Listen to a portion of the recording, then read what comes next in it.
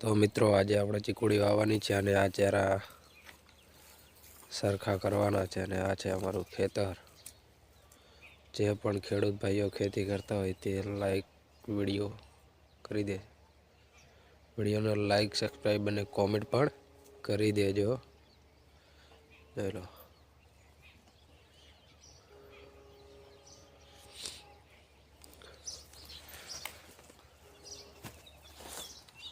जय माताजी मित्रों, आपनु हार्दिक स्वागत है हमारा नवा यूट्यूब ब्लॉग ની અંદર। तो આપણે આજે